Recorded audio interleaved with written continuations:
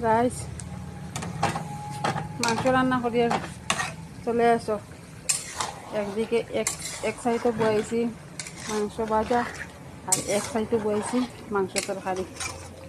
এখন কয়টা বাজে? 2:50।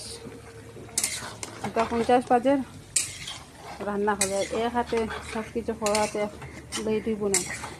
এক হাতে করলে তো টাইম লাগে, আর মাংস বানাইতে কত টাইম লাগে।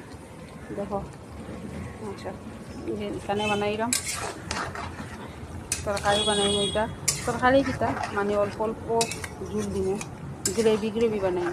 গ্রেভি বানাইম, বানানোর পরে দেখাইম তোমাদের। আর এখানে বানাইলাম বাজা। ওইয়া সারছে বাজাটা।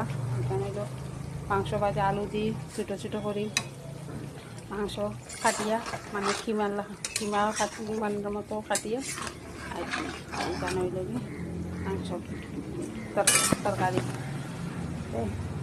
কীরকম হয়েছে তোমরা বলবে। আজকে মাংস একটু লেট হয়েছে। এখানে মাংস মানে সাতলানি টানি কোনো কিছু না, মাংস কাটিয়া পরে সব মশলা উসলা পেঁয়াজের সব কিছু দিয়া, রসুন দিয়া ম্যারিনেট করিয়া রাখি দিয়েছিলাম। এরপরে ওটালে অল্প একটু লেট হয়েছে। যা করি একটু, সব দিন তো এরকম মনে যায় না, তাই লেট হয়েছে।